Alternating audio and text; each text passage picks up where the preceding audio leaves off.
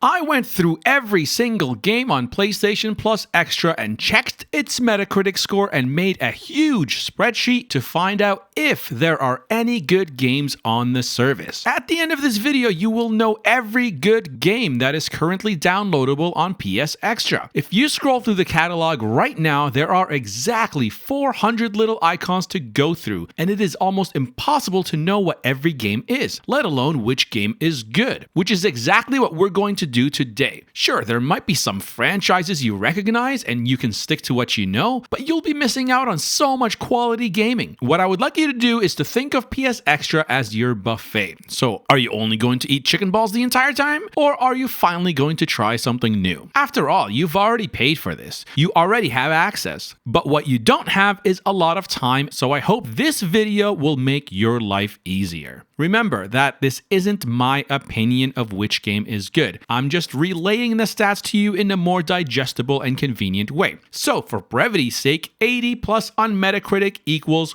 good for this video. Don't fight me on that. Go fight all the critics that gave these games a high score and fight Metacritic for aggregating all those scores across the internet into one number. So back to the statistics. Out of 400 games, 13 were must play, 90 plus bangers. 120 of them had a score between 80 and 90. These are the games that we will be talking about in this video. And the rest did not make it in the video. So these would be the good games that are 75 to an 80s. And then we have the okay games, 70 to 75, about 81 of them. And then the last pile is the bad pile. All right, that's it. The thumbnail finally makes sense. The question has been answered and you can leave now knowing if there are any good games on PS Plus Extra and roughly how many. So just leave a like for the algo and drop a comment to help out this video. For those of you sticking around to find out what these games actually are, we will scroll through the entire catalog alphabetically, so this might take a while. So the last time I did this type of a video, I didn't even have 1,000 subs. So thank you guys so much for supporting a small channel. Your subscribes and comments let YouTube know that this is the kind of content that the algorithm should be pushing. So this video is a thank you to the original video that started it all. It's been over 7 months now, many games have left and many new games have been added. Chart used to look like this, and now it looks like this. So an update is much needed. I'm going to organize my spreadsheet alphabetically and do the same on the PS Plus Extra catalog to make it easier for everyone. And if you're wondering where I got this spreadsheet from, well, that's just for exclusive members of this channel. We'll get into that more later, but for now, let's just get started. We're going to start with Abiotic Factor because it's also the newest game to be added to Extra. The ratings finally got updated and it has a whopping 88. But what is it? Abiotic Factor is what you would get if you mixed the visuals of the original Half-Life and Control with the survival crafting of the forest and slapped the fun co-op of Deep Rock Galactic. It blends exploration, resource gathering, base building, crafting, and combat in a tense sci-fi 90s atmosphere. I'm not going to review every single game on here because there are over 100, but I thought this was worth mentioning because it's so new and under the radar. Instead of punching trees for resources, you're punching office furniture, you're making weapons and building barricades. That cafeteria tray would make a nice shield. Add a kitchen knife to a lampstand, and you got a spear. You can create your own server and play solo as a scary survival game, or even better, join a friends for a much more silly and fun experience.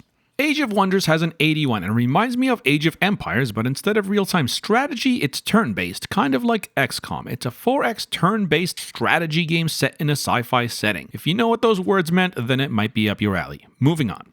A Space for the Unbound has an 85. It is a heartfelt and charming 2D side-scrolling adventure game set in rural Indonesia in the late 90s. It's about two high schoolers and supernatural disturbances and cats. Lots of cats. There's plenty of stealth sequences, puzzle solving, and even mini-games. The standout feature here is this Inception-like ability, where you can jump into the minds of NPCs and enemies and explore their dreams and fears. It'll kind of remind you of a Miyazaki movie.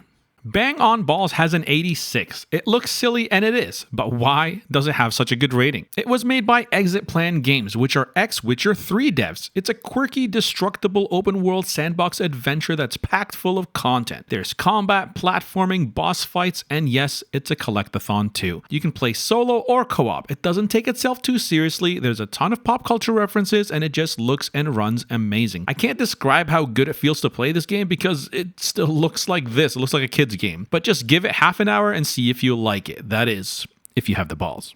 Next, we're going to talk about the Battlefield games. There's Battlefield 1, Battlefield 2042, and Battlefield 5. Battlefield 2042 got a terrible rating, so we're going to skip that one. We're going to talk about Battlefield 5 and Battlefield 1. Battlefield 1 is the best one. It got a rating of 88, and the campaign takes only about 7 hours to play. Battlefield 5 takes about 6 hours to play the campaign, and it has a rating of 81. Moving on. It's finally time to talk about our first must-play games. These are games that are over 90. And the first must-play game with a rating of 92 is Bloodborne. Bloodborne is over 10 years old now. It is a Souls-like. It is a third-person action RPG. The core mechanics is it uses death to teach players how to react in dangerous environments. You try and die again. The combat is very similar to other Souls games, but Bloodborne encourages players to be more aggressive. This makes the combat more fast-paced and you rely less on defense in order to survive. Visually, it's Edgar Allan Poe meets H.P. Lovecraft. Highly recommended, but it still hasn't received a 60 frames per second update yet, so come on Sony, what are you doing? Leave a comment for Sony. Alright, right next to it, a brand new must-play, Day 1 drop, 2025. It's Blueprints with a rating of 92. Wow, next to Bloodborne, eh? Blueprints is a puzzle adventure game with roguelike elements, which means that every time you start your day resets, and most of your progress is gone. But unlike other roguelikes, some of your perma upgrades in this game are what's in your head, because it's all about the puzzles. It's the knowledge you obtain that stays with you. These puzzles are no joke. You will absolutely need a physical notepad and paper to write all the clues down. The core gameplay is basically whenever you touch a door, it has the possibility of leading up to 3 rooms. Some of them are dead ends, some of them will provide bonuses, and some rooms even help your future runs. It's a strategy game more than any other that I've played. It's incredibly deep and not for everyone, especially if the puzzles that you're used to seeing in video games are the tiny ones you see in adventure games that take only 30 seconds to solve. Some of these you might be stuck for months or more on. It's frustrating and rewarding. Or you can just look it up and spoil it to just appreciate the depth that this game went to. Wow, 3 ratings of 92 in a row. Celeste has a rating of 92 and it is one of the best short indie games ever. Why do I say that? Well, because it's so hard to convince your Call of Duty friends to try something new, especially indie games, yet Celeste will find a way to break through to them. People obsessed with graphics will scoff at the look of this game until they see the gameplay and you hand them the controller. It is a challenging yet rewarding game that will instantly hook you in. Celeste does the rare feat of an amazing gameplay loop with controls that feel great, and to top it off has a memorable and deep self-reflective story. Indies are known to hit hard on the story and narrative, but the gameplay is usually a lot of walking and talking. Celeste is instantly addictive, so the story is just the strawberry on top, instead of being the entire pie. If you haven't played this yet, pause the video, download it right now. By the time this video is done, it will be ready for you to play. Just try it for 15 minutes and see if it hooks you in. Children of Morta has a score of 82 and it is an action RPG with roguelite elements. The player must traverse a number of procedurally generated dungeons with various enemies and bosses. What makes it unique is how deeply the story and family dynamics are tied to the progression. Instead of just one hero, you rotate between multiple characters that come with their own cutscenes, drama, and shared progression. You can't just pick one guy and level him up all the way. It's all about the family. Chivalry 2 also has a score of 82 and it looks like this. I had a great time with this game. You swing your weapon, block and parry, and play defense or offense. It is a massive 64 players on the screen at the same time. It is so fun. It is a violent hack and slash game and highly recommend that you invite your friends to join along. Cities Skylines has a rating of 85. It is a city building game and maybe can call it a sim city type game. It's got urban planning, road placement, taxation, public service, and even public transportation. Whatever happened to SimCities anyway? Citizen Sleeper has a score of 82. It is a tabletop-inspired narrative RPG set on a ruined space station that is home to thousands just trying to survive. You build friendships, earn your keep, and navigate the factions of this space city. You build alliances or betray your friends. This game uses dice mechanics where you get to choose what to do with your time. Every day is different and every dice roll is different. I hope you already know about Control, or at least already heard about it. This game looks gorgeous, and the world building is deep and memorable. Kinda reminds me of if you combine the X-Files with the TVA from Loki. It's mysterious and trippy, but the gameplay is so good. You can do anything you set your mind to. Levitate, move objects with your mind, control others. It is a very memorable game to play. I personally gave up on this game on the PS4 because the loading times were so bad, but on the PS5 it ran like a dream. Crusader Kings 3 has a crazy 91 rating. It is a grand strategy role-playing game set in the Middle Ages. I personally stay away from these kind of games because they can suck in so many hours, and I'm not about that anymore. Just looking at this one, if you want to get the platinum, you're looking at about 600 hours. So yeah, I'm not going to spend any more time on this one. Cult of the Lamb has an 82 and it deserves more. It is an adorably dark game in a crumbling world of rituals and ruins. It is essentially two different games. It's a very satisfying dungeon crawler, yet it's also a base builder, or rather cult building sim game. You have to recruit followers, make sermons at the church, punish those who get out of line, feed them, wash them, and even clean up after their little messes. Both aspects of the games are highly addictive, and you will play this one for hours at a time. It even has co-op, so your player 2 can join. Okay, this one is a bit of a weird one because it should not work on paper. It is a roguelike game about death and rebirth just like the last one, but it's also a golf game. Yes, a roguelike golf game. It's way more fun than it sounds and it does require strategy. It is a one-of-a-kind genre mashup. The levels are randomly generated 2D golf courses, but you get cards and abilities just like any other roguelike. Cyberpunk 2077. It needs no introduction. It was one of the most hyped games released in the last decade. Finally got released and flopped instantly. It was a mess, half broken and much criticized, but in an unparalleled feat, it came back from the ashes. It finally has a good rating and it is back in the 80s. I wish I could say the same for so many other games, Days Gone, but they weren't able to make the same comeback from a disastrous launch as this one. Cyberpunk just got released on PS Plus Extra this month as part of the 15th anniversary of PS Plus. We've been waiting a long time for this one, so get to it if you haven't played it already. Alright, we made it to D. If you're following along and writing things down, you don't have to do that. I already did that for you. The spreadsheet that members have access to is color-coded, so it's super easy to follow along. You can sort it by rating, sort it by hours, or sort it by title. This took hours to do because I did it all by hand, the manual way. So if you want to save yourself hours, become a member and download this spreadsheet. The games get updated every month, but you can totally download it once and cancel your membership. This video is not sponsored by anyone, but it still took 40 hours to put together. So if you want to buy me a coffee as a thanks, join the club and become a Short King. Let's get back to the list. Right next to Cyberpunk is Dave the Diver with a 90 Metacritic score. Wow. This is another game that's two games in one, similar to Cult of the Lamb, but instead of dungeons and cult management, it's deep sea exploration and managing a sushi restaurant. It's as simple as that. You catch fish during the day and you sell your catch as fancy food at night. Now, this may look like an indie game, but the aesthetics is where it ends. This is made by a huge conglomerate of a company with a huge staff, and the hours you spend on this will feel like a AAA open world game. There is just so much to do. It's highly addictive, and the game will surprise you with new ideas constantly, keeping the gameplay fresh like the sushi from Banjo.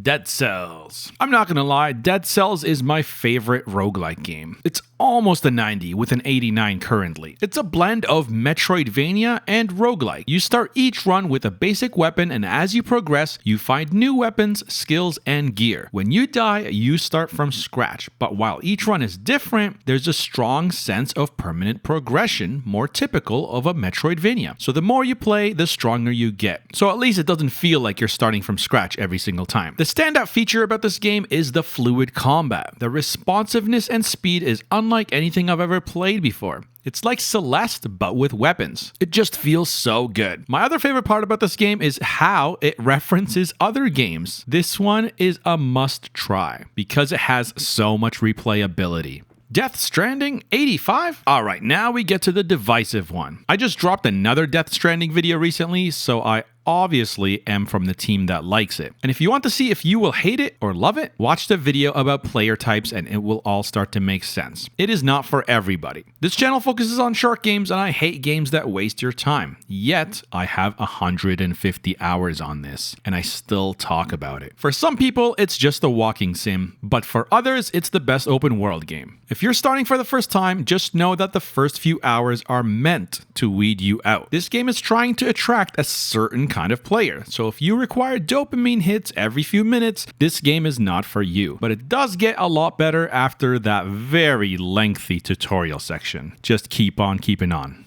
Demon's Souls 92. This is the 2020 remake of the original PS3 title from 2009. It is a Souls-like, which means a lot of trying and a lot of dying. Very similar to Bloodborne, but this one has its own look and charm. The game is gorgeous, and it has some of the best dragons I've seen anywhere. The combat is punishing but fair once you get used to it. Souls-like games are not for everyone, but those addicted to them can't seem to enjoy anything else. It's a problem. It's an action RPG with heavy emphasis on challenging combat. Every action consumes a part of your stamina bar, forcing you to be strategic. When you die, you are able to collect your souls, which are kind of like coins, if you can manage to make it all the way back to your dead body without dying the second time. This is the Souls-like experience. Desperados 3 with an 86. This is a real-time tactics stealth game that takes place in the Wild West. You control a small team of characters. The game unfolds in real time, but it requires careful planning and observation. Some say it's a more polished version of games like Shadow Tactics. It revived the real-time tactics genre and was highly praised by critics and players alike. Oh, I feel so bad about skipping over Detroit Become Human. Please don't get mad at me. I feel your pain, but it didn't make it. Comment below if you're mad too. Deus Ex Mankind Divided with an 84. This franchise has been doing cyberpunk long before many others, and the predictions in these games actually come to life sometimes. This is a great first-person shooter that has stealth and RPG element. The choices are meaningful and have consequences. It's full of side quests and secrets, great for people who love to explore. Now, before you get too invested, there was drama behind the scenes of this game, so a lot of people feel like they rushed the ending and it's only half of a game. Apparently, Square Enix wanted a sequel, so they cut half of the game and promised the other half afterwards, which never came. So now the main story feels less polished than the side quests. So you have been warned before you get invested. Disgaea 5. This one has a score of 80 and it is a traditional grid-based tactical RPG. It looks like this. It's a great game if you got the time for it, but it's definitely not for everybody. It is a long game, like JRPG long. It has up to 44 classes and it will take you almost 200 hours to platinum. Dishonored 2 with an 88. This is a first-person action-adventure game. The core gameplay revolves around supernatural abilities, stealth, and creative problem-solving. You have freedom on how to approach objectives. You can be ruthless, a silent assassin, or a more of a ghost-like figure, where you complete missions without ever being seen or harming anyone. It's basically Hitman, but with powers. It's similar to Prey or the BioShock series. You get to balance powers and weapons. Also, it's ultra-violent too. Dishonored Death of the Outsider is the mini version if that game was too long for you. This one can be beat in less than 10 hours. It has a score of 82 and it's a standalone expansion. It's very similar, but they removed the chaos system, where the more enemies you killed, the higher your chaos level, which affected the world. In this shorter experience, they've removed that entirely. The player can freely experiment with different playstyles without worrying about a bad ending, so it's more of a sandbox experience. Doom 2016. This was the reboot that brought back the famous series. It is a high-octane, fast-paced, pushed-forward, first-person shooter. Unlike many FPS games that expect you to use cover and tactics, Doom encourages in-your-face aggressive combat. You get health and ammo from glory kills, which you have to be up close for. Standing still is a death sentence. You have to be always moving, double jumping, and avoiding enemies and projectiles. Doom Eternal took that same formula, refined and expanded the gameplay mechanics. They added another up-close melee mechanic that generates armor. So on top of the running and gunning, you have to constantly be thinking about which demon to kill, which weapon to use, and for what resource. Enemies also now have weak points that can be targeted. The movement system is smooth, so there's an expectation of precision platforming, and the story is a bit deeper. It has a better score, obviously, but I can't fail to mention that this game is gorgeous, and it is one of the few that looks this good and can run at 120 frames per second on the base PS5. Dreams has an 89, but it's hard to recommend it. The potential is there, but results may vary. It's very similar to Little Big Planet, if you remember that, in the sense of the play, create, and share philosophy. Both games expect the user to make the content. You can make your own levels, games, movies, and then share them with the world. So you may find some really great games in here, but you're also going to find some really bad ones. Dredge. This is a creepy one. It's an indie fishing and exploration game with a Lovecraftian horror twist. It seems totally like a cozy fishing game, but it has its scary moments. You upgrade your boat and tools to catch more and bigger fish, but also that means you get to encounter some more dangerous creatures. It's a really addictive gameplay loop, and you're constantly balancing the risk-reward every time you play. Elite Dangerous. This one's really hard to recommend because it's one of the longest games on the list. My personal philosophy is that if you've paid the admission price to the buffet of PS Plus Extra, then you should try a little bit of everything and step outside of your comfort zone. But this is a game that demands many hours, maybe your whole year of gaming's hours. And if you're going to spend that much time on just one game, then just buy it instead of playing it on Extra to essentially rent it. Go get your money's worth if you really like these kind of games. Fallout 4 with an 87. What can I say about this one? I feel like you should already know this one. It's an open world action adventure FPS set in a post-apocalyptic Boston. You can play in third person just as easily as first person, and the game gives you lots of freedom to explore. You can go on for days in the vast open world with hundreds of locations and quests and secrets to discover. The combat is always changing. You can either fight in real-time combat, but the gunplay isn't the best, or you can use the VAT system, which the game is more known for. This is where the game pauses the action, and you get to target specific body parts with your weapon. Fallout 4's biggest change was having a voiced protagonist. Your character finally talks. Final Fantasy VII. This is the remake to the best one from the 90s. Even if you haven't played any of these games, you might recognize this guy and his huge sword. There's two versions here, so let's just focus on the most recent one. Basically, Intergrade is an enhanced version that was released for the PS5. I don't want to offend anybody with this, but the combat is almost similar to the last game we talked about, in the sense that it has real-time action and strategic command-based combat, but it does have a system where you can pause the action to select special abilities and items from a command menu. So it is both fast-paced and has tactical depth. Fist Forged in Shadow Torch is an action-adventure Metroidvania. It is fast-paced and has a diesel punk aesthetic. It features large interconnected maps, which you need new abilities and upgrades to access. It's similar to games like Hollow Knight and the new Prince of Persia. The combat system here is pretty deep and rewarding if you can get into it, but it's a bit lesser known than its counterparts, so I hope somebody out there will like this game. So if you like these kind of games, I hope this one speaks to you. Okay, next are a bunch of Five Nights at Freddy's games, and I don't really care for them, so we're going to skip them, but still worth mentioning because they got high scores. Another game I'll glaze over that had a high rating of 84 is Football Manager 2024. This is a long-running series just like all the other sports games, but instead of being the player, you're the manager, and as the title would suggest, you don't actually control the players on the field. All the decisions are off-field. It is about strategy and tactics, training, development, scouting, and transfers. Frostpunk has an 84, and it is a city building and survival game. It is challenging and bleak. You don't just worry about the lone survivor here, the entire society has to survive. Resource management is huge, same with moral choices and crisis management. Unlike other city builders where you grow endlessly into a prosperous city, here it is a series of scenarios with a clear end goal. It is grueling and punishing and not a relaxing sim at all.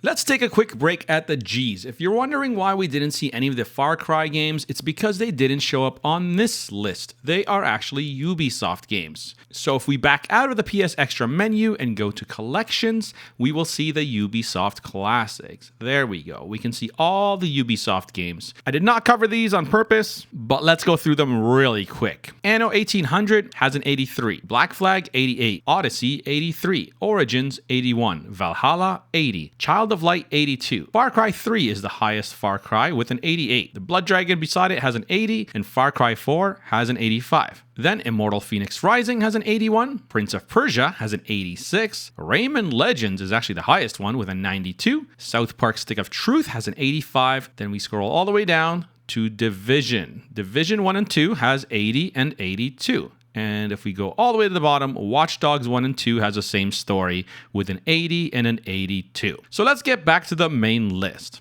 We got the biggest streak of winners in this next section, and this is what it looks like on the spreadsheet. It's crazy. We got Ghost of Tsushima with an 87, Gloomhaven with an 82, God of War and God of War Ragnarok with a 94, the best score on the entire catalog, Grand Blue Fantasy with an 81, Gravity Rush 2 with an 80, and Gris with an 83. I'm actually going to skip the well-known big ones and focus on the ones you might not have heard about. Gloomhaven is a co-op dungeon crawling board game. It is known for its massive scope and tactical depth. Players use ability cards that determine their movements, attacks, and abilities. The board game was faithfully adapted into a video game, and the streamlined version allows you to experience the full campaign solo or with a friend. Grand Blue Fantasy Versus is a fighting game. What separates it from other fighting games is its extensive single-player RPG mode. It is a side-scrolling beat-em-up action RPG with a unique story, boss battles, and even a character progression system. You can also play this with a friend in co-op mode. Gravity Rush 2 is a must-play. It is one of the most unique games. The game revolves around the ability to manipulate gravity. So instead of just flying like in a superhero game, you're actually falling in this game. You get to choose which direction you fall in. So it's like flying, but not quite. You just gotta experience it to appreciate it. Play it for half an hour and see if it clicks. Although I will say to focus on the main mission. Some of the side missions really turn me off, especially tailing missions or sneaking missions. Like, all I want to do is fly and use my powers, and they ask me to be quiet and not move so much. Other than that, this game is great.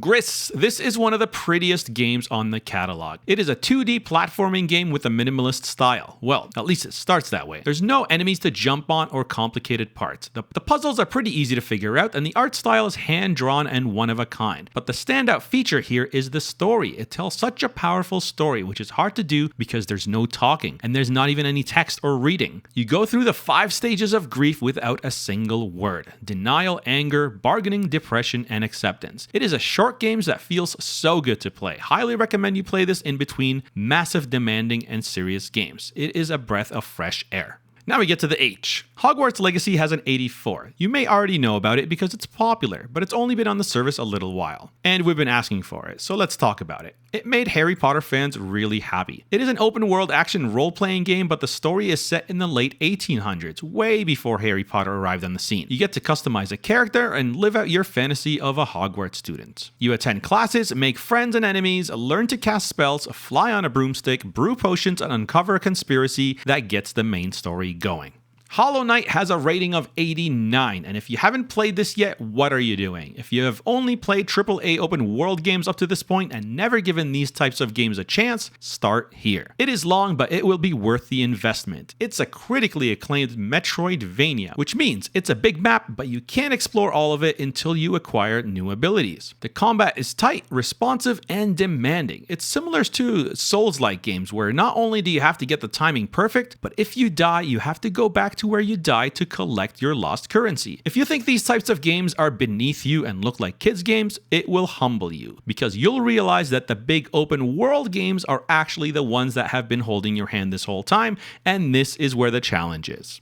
Hotline Miami has an 85. It is a top-down, hyper-violent action game. It reminds me of old-school NES games. The plot quickly descends into a psychological and confusing fever dream. The core gameplay is the one-hit kill mechanic. You die if you get hit, they die if they get hit. So you have to plan your course and take out a whole building of Russian gangsters one by one and not make one single mistake. It is a tense and fast-paced experience where every split second matters. A single mistake forces you to restart the entire level. It's all about trial and error, and you will die a lot, but it is so satisfying when you get it right. Humanity has an 86. It is a puzzle platforming game, if you want to call it that, but it's not you who is platforming, but humanity, or rather, hundreds of sprites of little humans. You are actually a dog that tells them what to do, kind of like Lemmings, if you remember those games. You tell the humans to jump, shoot, turn, float, and the endless stream of humans will follow your command and hopefully solve the puzzle for you. It starts off as a very simple puzzle game, but it evolves into huge, complex maps. It will keep you busy for hours.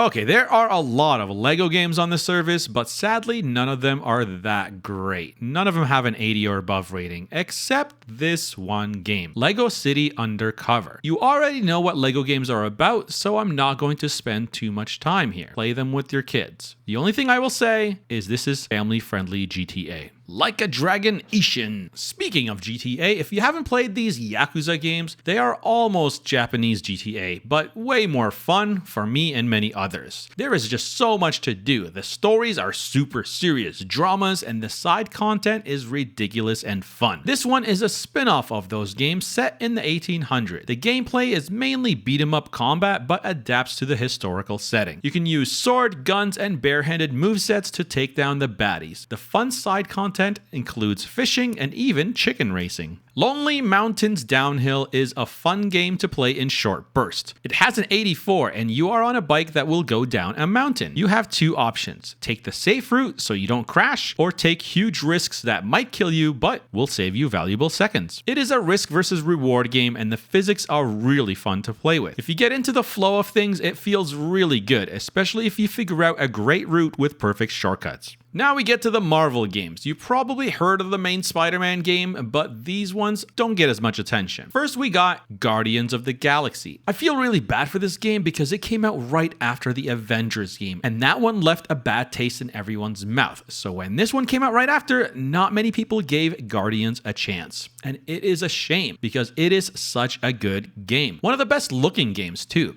It's not quite the cast you know from the movies, it's more comic accurate. So it takes getting used to the voices, but once you spend a few hours with them, you'll start to prefer this casting over the movies. They still bicker and banter and argue and try to find their footing as a team. The writing and the story is top notch. The gameplay itself is third person, but it's done in a unique way. Instead of just choosing your character, you are Star-Lord, the leader, and you tell the others what to do. You can still control your character just like any other third person shooter, and the team will be controlled by AI and they can hold their own. But at any point, you can tell them to do certain actions. It is a bit similar to the Mass Effect games in the sense of huge space exploration and creative worlds, politics, and inter-character dynamics. But what makes this game stand out is the comedy and the music. It has the best soundtrack of the entire catalog.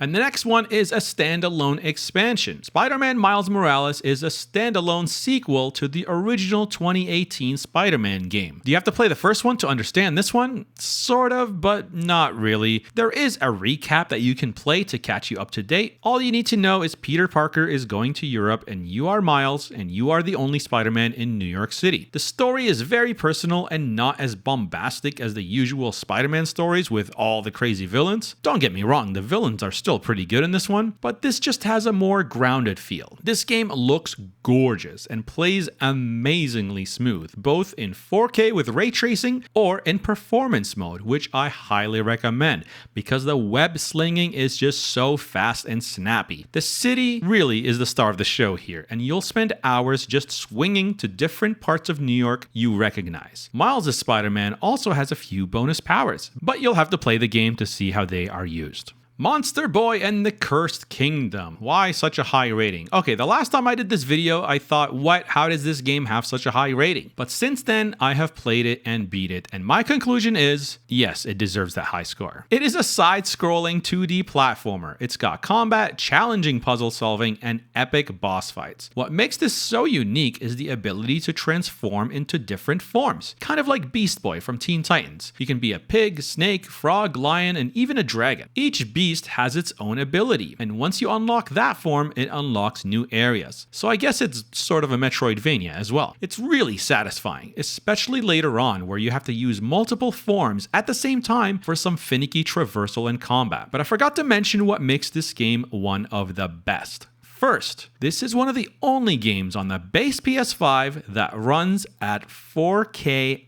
and 120 frames per second. Not 4K or 120, 4K and 120 at the same time. Yes, I didn't even know that was possible. And second, this game has its own theme music intro that will be stuck in your head for weeks.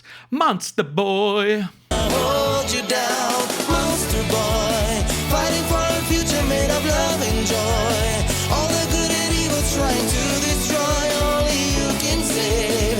If you have faith in your brain, you will see. Moonlighter to me is the game that Dave the Diver ripped off. I'm sure there are many others like this, but I played this right before Dave came out and wasn't that impressed and was confused why it was getting all this praise. Especially praise for being an indie game when it clearly wasn't. It even got nominated. Moonlighter is split into two different games. It's a dungeon crawler and a shop sim. That's right, so instead of selling sushi of the fish that you caught, you are selling the loot the enemies dropped in the dungeon. But unlike other games where everything has a fixed price, you get to decide the price of every single item. So it's a really fun loop of seeing how much you can raise the price before the customers get offended and then lowering it to a reasonable rate to keep them happy. Every new enemy you fight gets you excited because they drop new loot, which allows you to sell it for more and upgrade the shop. It is such an addictive loop, and the ending, I won't spoil it too much, but it finally made sense of why it was a roguelike. You see, every roguelike game loves showing off its procedurally generated every time you enter this room, it's different mechanic, but it doesn't really explain why.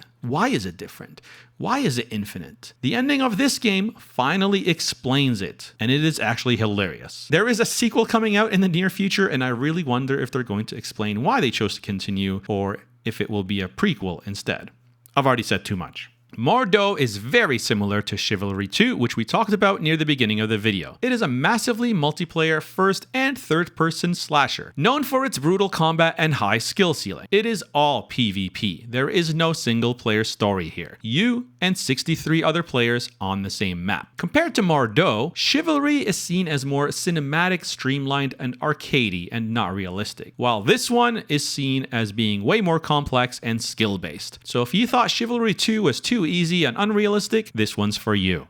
Night in the Woods has a really high rating, and I honestly don't think it deserves that 88. This is coming from a channel that focuses on short games and indies and loves these kind of games. Honestly, it's just a lot of walking and talking. The mini-games in this game stole the show. The band practice was like Guitar Hero, and the songs were catchy. And there's an actual game hidden on her laptop in her bedroom. This mini-game within a game is a full-on roguelike dungeon crawler, and it is much more of a game than the main game. I did a separate video on this before. Go check that out. But anyways, back to Night in the Woods. It is a story about a girl who dropped out of college, goes back home and sees everybody has grown up except her. There's a lot of serious talk about depression and expectations from your parents, and within all this nostalgia, there's a secret conspiracy. Something weird is happening in their town that you have to get to the bottom of. Again, it's a pretty good game. Very memorable and fun art style, but I just don't think it deserves an 88. You're trying to tell me that this Press X simulator is better than both Marvel games I just mentioned? Get out of here. Neo. Neo is made by the studio that made Ninja Gaiden. It is a dark fantasy take on the Sengoku period, where real-world figures and events are intertwined with Japanese folklore. Neo is known for its deep and highly technical combat system, which sets it apart from other Soul-type games. Speaking of which, the loot system here is more similar to Diablo, where you constantly find new weapons and armors with different stats, instead of a more curated loot system you'd expect in a Souls-like game. So this makes customizing your build a little bit more fun, but also tougher to manage. We got stamina bars, difficult boss fights, and lose your currency upon death. But Neo's combat is a lot more faster and more combo-oriented. Oddworld New and Tasty is a 2014 remake of the 1997 2D puzzle platformer. It emphasizes stealth and creative problem solving. You can speak to other characters and give them commands like follow me or wait, which is crucial for the problem solving aspect. Abe is weak and defenseless, so you have to be clever and distract the enemies instead and use the environment to outwit the guards. It's similar to games like Little Nightmares and Inside, but obviously this came out way before. Odin Sphere Leaf Thrasher is another remake, this time of a PS2 game from 2007. It is a 2D side-scrolling action RPG. It is fluid at a solid 60 frames per second, and the game is more combo-oriented than the original. The story is told from the perspective of a young girl reading a series of 5 books. Each book follows a different protagonist. This one's a long one. Overcooked All You Can Eat is probably the best 2-player game on the service. It is basically Overcooked 1, Overcooked 2, and some extra content. Overcooked is a great game to play with your girlfriend or kids, or whatever your player 2 is. It is super easy to learn but hard to master. The controls are mainly the joystick and just one button, but this game is all about the teamwork and communication. So even if you could do this by yourself, you'll have to rely on your friend this time and their newbie skills to get through it together. This makes for a really fun game of yelling at each other with commands as the timer is running out. It's really memorable and it will test your relationship and patience. You have been warned, some call it the divorce simulator. Don't burn that rice again, please.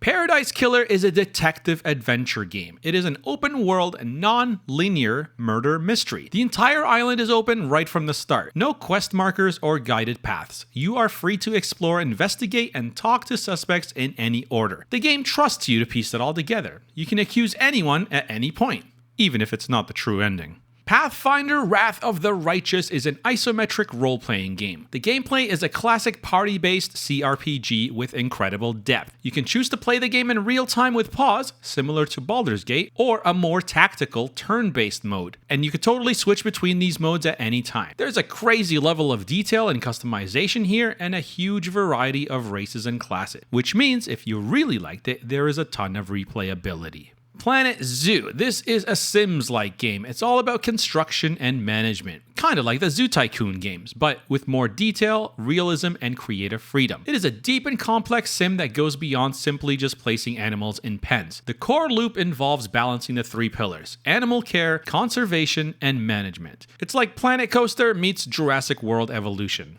Another construction and management sim is Prison Architect. This game is a complex and satirical look at the prison industrial complex. The core loop is a balance of construction, resource management, and social dynamics. You receive grants to help with construction, but your primary source of income is from housing prisoners. So you balance budgets, hire guards, and manage staff from cooks to doctors.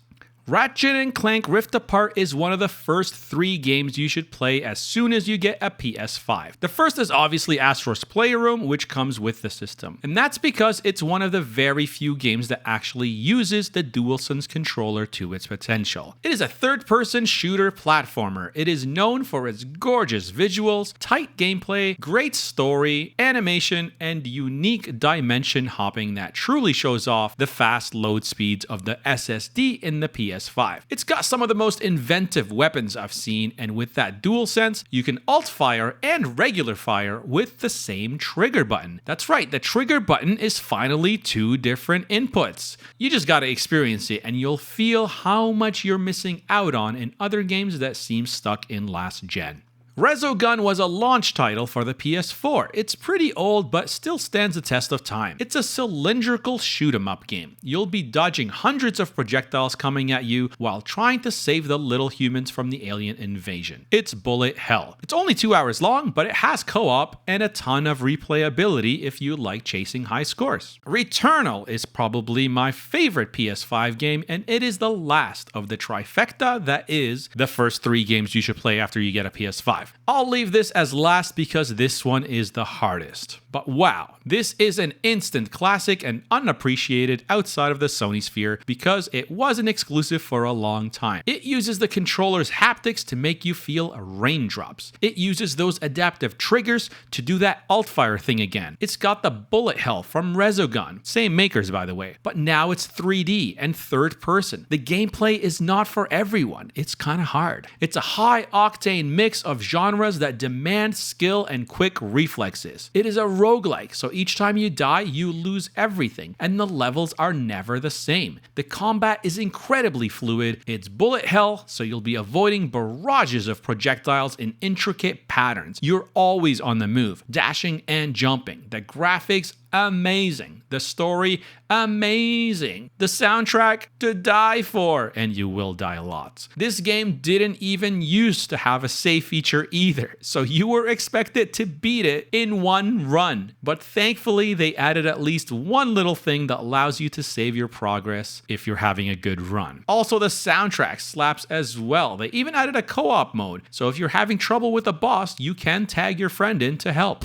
Return to Monkey Island is a point-and-click adventure game. It is a modern take on the classic genre. It's all about exploring environments, talking to characters, collecting items, and combining them in creative ways to solve puzzles. Res Infinite is a weird game with a really high rating. It looks like it belongs on Nintendo's failed Virtual Boy system. It's a rail shooter that's very Tron-like. But that ridiculous rating of 89, does it even deserve that? Probably not. It's not that good, but it is pretty fun. It's only about 2 hours and you'll feel like a hacker from the 90s. Rise of the Tomb Raider is the second installment in the Tomb Raider trilogy that was released last decade. This one is probably the best in the series. This one expands the survival and combat mechanics of the first one, and it looks absolutely gorgeous. I wasn't a fan of the third one as much, but this one is the sweet spot. You'll have to scavenge for resources to survive. You craft everything from new ammo, improvised gear, and weapons. The combat is all about stealth and third-person shooting. You can blast through them, sure, or you can do the Predator thing and take them out from a tree one by one. It's up to you. It's very similar to the Uncharted games, which is kind of weird to say because the Uncharted games were inspired by Lara Croft in the first place. Risk of Rain 2 just dropped on Extra this month. It has an 85. It is a third-person shooter and roguelike game. It's all about surviving a hostile alien world. Time is always ticking, and as time passes, the difficulty of the game increases, so you have to decide whether to look for items to get stronger or rush through before it becomes way too difficult. It is in the same vein as Returnal or Remnant. Every time you die, you lose all your item, but there is permanent progression. It even has a co-op multiplayer, up to 4 players. Rune Factory 4 is a hybrid game that combines farming and life simulation with a full-fledged action RPG. It was originally released for the Nintendo 3DS in 2012. The farming and the fighting elements feed into each other. It's like Stardew Valley meets Legend of Zelda. Sakuna of Rice and Ruin. Here's another very similar one. We got another rice farming sim, but this time we're mixing it with side-scrolling combo heavy action platformer. The 2D brawler combat is fast-paced where you use farm tools as weapons to come up with flashy combos and acrobatic traversal. And the rice farming is meticulous. You gotta till the soil, plant seedlings, regulate water, fertilize, and harvest. It has a surprising level of detail. The quality of the rice will determine your combat stats. Sayonara Wild Hearts is a really short game. I don't even know what to call this one. A rhythm action game? It's designed to be intuitive with simple controls, but you will have to get the timing right. Each level is a song, so basically you're playing through music videos. You ride on skateboards, motorcycles, you do sword fights, you shoot things, and doing that all to the beat. A lot of QTE, quick time events. But it's not too demanding. The main game can be beat in 2 hours, but there's a lot of extra stuff to do if you want to go back in and get all the high scores. Shadow of the Colossus. This is the 2018 remake of the 2005 classic. If you're new to PlayStation, you gotta play this. You play as a wanderer who must defeat huge, towering colossi, all living monuments. It is an open world game technically, but there is nothing in between you and the bosses, just emptiness. This was before games felt obligated to fill every inch with side content and collectible. There is a lot of horseback riding, climbing, and obviously the big boss battles. These are so epic. The story seems simple, but it is so powerful. You will remember it for a long time. The story can be beat in under 10 hours, so it's definitely worth your time, especially if you never experienced it the first or second time around. Shadow Tactics Blades of the Shogun is a real-time tactical stealth game. You control a small squad of specialists who will infiltrate heavily fortified castles. Each mission drops you into a map full of patrol guards and vision cones. It's kind of like Desperados 3 that we talked about. You have to execute with precision and also adapt when things go wrong. It is tense and methodical. Success comes from patience and clever execution. And it's not just one OP hero. You have to work as a small team and get your timing perfect. Shadowrun Hong Kong is a turn-based tactical RPG with rich choice-driven storytelling. It is cyberpunk meets fantasy, Blade Runner with magic and elves. You choose your squad and gear and head out. There are combat and non-combat options. The combat is grid-based, and you get to upgrade and customize between runs. It's got charm in the crew banter, and your choices do actually matter. Shadowrun Dragonfall came out a year before Hong Kong, so you know what to expect. Again, it's cyberpunk meets fantasy. This one has its own cast, city, and mystery. Instead of Hong Kong, we're in Berlin. Similar gameplay to the last one, but different setting and characters. It's Off to Siberia. This is a slower adventure wrapped in detailed exploration and tactile puzzle solving. It stands out for its dual timeline structure. It has emotionally grounded storytelling and great music performed by the Budapest Orchestra. Tearaway Unfolded is a charming third-person adventure platformer. It is part craft project, part adventure. An interactive pop-up book where you and your messenger work together to repair a paper world. Its strongest appeal is the fourth wall breaking tone. The NPCs and environment react as if you are a godlike presence influencing their world. Teenage Mutant Ninja Turtles Shredder's Revenge is a side-scrolling beat-em-up, inspired by the original arcade classics of the early 90s. It is authentic to the core, including rehiring the original voice cast. Rest in peace, Uncle Phil. You can play a solo or up to 6 players co-op, both couch co-op and online co-op. It's all about fast action and button mashing. The stages are snack-sized, lasting from 5 to 8 minutes each, and you don't have to worry about disarming bombs underwater. They only kept the fun part. I called Terraria 2D Minecraft last time and got a few people upset. It is a 2D sandbox action-adventure game. It's a bit more combat-heavy and progression-focused than Minecraft, with hundreds of enemies, bosses, and biomes. You got your basic tools, and your goals emerge organically. Survive, explore, gather resources, craft gear, and defeat bosses. You can play this one with your friends too. Can get lost in it for hundreds of hours. This is a game that if you're interested in, I'd recommend buying it, as it will be pretty silly to spend so much time in a game, then it leaves the service and leaves you out to dry. Just buy it. It's cheap.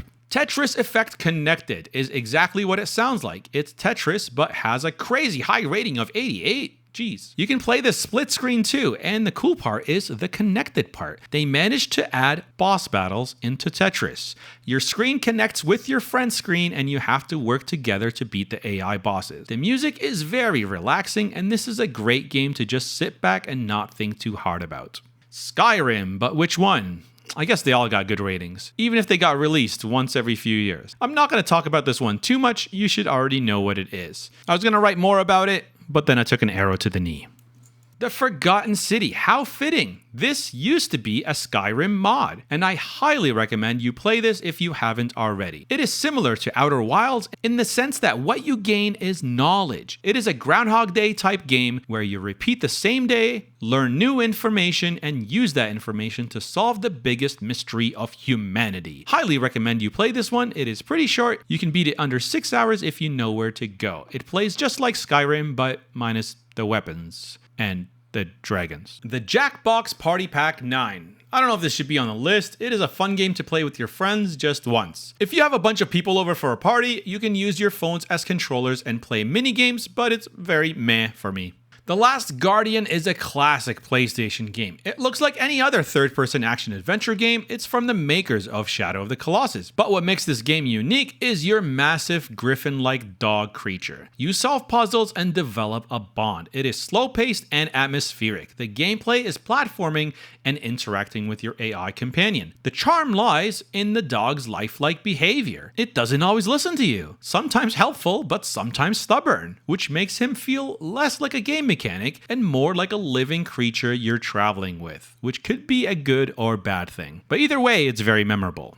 The Last of Us Part 1 is a 2022 remake of the original 2013 game. This one's for the PS5. I hope you've played this already unless you're brand new to PlayStation. You have no excuse. It is a third-person action-adventure zombie survival game and one of the best stories ever. Heavy on the emotion and the cinematic storytelling. In this remake, the AI is a bit less, dumb. Ellie tends to not walk in front of the enemy as much while you're trying to hide. But also, the enemy AI have got an upgrade too, making them more intelligent and aggressive. On the PS5, it takes advantage of the DualSense adaptive triggers and the haptics for a more immersive experience. The Pedestrian is a side-scrolling puzzle platforming game. Is it 2D? Is it 3D? I don't know what to call it, except to say that it's really unique. 2.5D? I don't know. You play as a 2D character in a 3D world. The gameplay is all about rearranging signs and nodes to create a continuous path for your character to keep moving forward. It's a short experience, but highly memorable because of the satisfaction you get from solving it. And the reveal at the last level, this game didn't have to do that, but it did. Speaking of 2D, 3D worlds, we got the Plucky Squire. This is also a 3D world where you are restricted to the 2D plane because you are a character from a book. But what makes this day one drop unique is you get ejected from your book and become a 3D character. So it literally blends 3D platforming with a classic 2D style at the same time, allowing you to jump in and out of the book for some really creative problem solving. It's like Paper Mario and Mario 64 in one game. This War of Mine, this one is emotional. It is about war, but it's not about the frontline action. It is about the civilians that have to stay home and survive in war-torn cities. They have to depend on each other and survive on scraps. Life is hell during war, and it's not all about the headshots. This game will make you feel something. Tomb Raider. Okay, this one is the original in the remake trilogy. This one's all about Lara Croft's origin story, how she went from an excited explorer just wanting to uncover some nice archaeology to an apex predator with slick gun controls and a murderous spree. You get to see the moment that forced her to make her first headshot and take her first life. And then be amazed at how a few minutes later she becomes a killing machine with 20 years experience, taking down entire armies by herself. This game really shows its age with all the quick-time events, but aside from that, it's pretty satisfying to play. Towerfall Ascension is from the makers of Celeste, which is one of the best 2D platformers. They made this game first. It's like the original Mario Bros. No, not Super Mario Bros, just Mario Bros. But here you are fighting against each other and using arrows. It seems simple, but it's hard to master. You can go against each other or take on the campaign in a co-op mode, or just play by yourself. It is a short game of only about 4 hours or so, but it is surprisingly addictive for how minimal it is. Trine 4 is another 2.5D puzzle platformer. It blends platforming with physics puzzles and co-op gameplay. You use your abilities to overcome obstacles. You conjure boxes, attach ropes, make bridges, reflect light to activate switches. You can either switch between the characters in solo mode or do it in real time via co-op multiplayer, where each character controls their own hero. 2 Point Campus and 2 Point Hospital. These are business simulation games known for quirky humor and charming art styles. You gotta hire staff, build proper rooms, and make sure everyone's happy, whether they are students or patients. And then we get to the Uncharted games finally. Uncharted 4 is the last in the series. It is an action-adventure game made by the same people that made The Last of Us. This is what they were known for. It is third-person shooting, plenty of platforming, and puzzle solving. It's basically a more refined Tomb Raider. The characters are really memorable. The action set pieces are some of the best in gaming. And it has something that games like this never have: a sense of humor. Highly recommend you play these if you haven't already and you're new to the PlayStation world. The next one is Legacy of Thieves Collection, which is the remastered version of Uncharted 4 plus Lost Legacy, which is the next game we're going to talk about. Nathan Drake is not in this one, but it is a standalone expansion featuring Chloe and Nadine, which are side characters from the main game. The loading time on these are insane. The visuals look stunning. You can choose up to 120 frames per second or 4K. The haptics and DualSense are great, and even the photo mode is fun to get lost in. Very fun games to play. Lost Legacy is half the runtime of Uncharted, but you can beat both games in about 20 hours. Then we got the little indie charmers, and the last of our exclusive 90+ list, Undertale. This has a very memorable story and lovable characters. It was created almost entirely by one person. The gameplay loop is a clever subversion of traditional RPG mechanics, but centered on the choice of fight or spare. When you encounter a monster, it becomes a turn-based game, but instead of just attacking, you can choose to spare and go the non-violent route. Doing it this way unlocks a secret ending, and it has its own rewards. As rewarding as winning in a battle is, finding out how to avoid fights for the entire 8-hour campaign is a challenge in itself. Untitled Goose Game is silly, like a goose should be. You play as a goose and solve puzzles by annoying the neighborhood. It is a very short game, but super fun to play, especially if you get your player 2 involved. Puzzles become way easier in co-op mode because you don't have to do everything yourself. Be a silly goose. What's there to lose?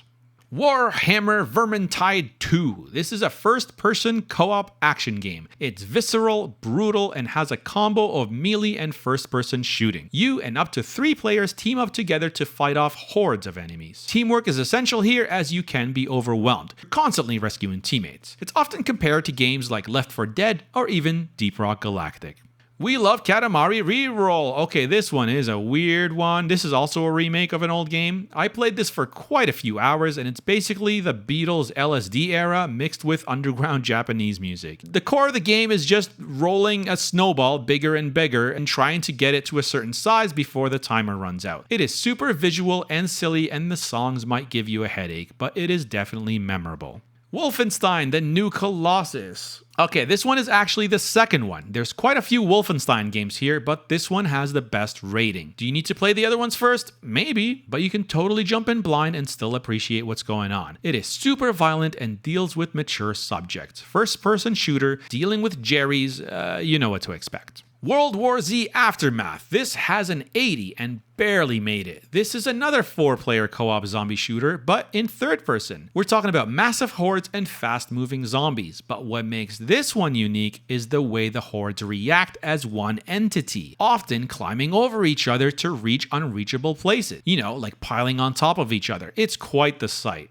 XCOM 2. I compared a lot of games to XCOM in this video, and we finally get to talk about it at the end. It is a turn-based tactical combat game. Many games have been inspired by this and share its design. Missions are procedurally generated, and the game is famous for its high-stakes, low-percentage chance to hit mechanics, which means a well-aimed shot can still miss, leading to frustrating and sometimes hilarious outcomes. Also, it's widely known for its permadeath feature, where a mistake can lead to a permanent loss of one of your highly trained officers, forcing you to train a brand new one from scratch. Then finally we get to the Ys games. Ys 8 is another action RPG. It has an addictive gameplay loop as you explore the island, defeat monsters, find resources, and return to village to craft and upgrade your gear. And then you head back out to explore new areas and do it all over again. The sequel is the last game on our list. It builds on the fast-paced action combat of the last one and introduces some new changes, the most significant being special traversal abilities that monstroms can use both in and out of combat. We're talking like grappling hook, a glider, and the ability to run straight up walls. These updates add a vertical layer to the exploration part of the game. Wow, you actually made it. A whole hour. If you're watching this in the future, there's a lot of games that I didn't cover. Games come and go, and that's the nature of a subscription service. In a few days, we're gonna get Spider-Man, Mortal Kombat 1, Unicorn Overlord, Indica, and Coral Island. Does seeing how many good games there are on PS Extra make it more worth it for you? Or have you beat them all already? I hope this video exposed you to at least 1 or 2 games you hadn't heard about before. So if you made it this far without leaving a comment, just let me know which ones you recommend and which one are you looking forward to. The link to the spreadsheet will be in the description, or press the join button to become a member. Thanks again, and until next time, be a friend, and I'll see you again.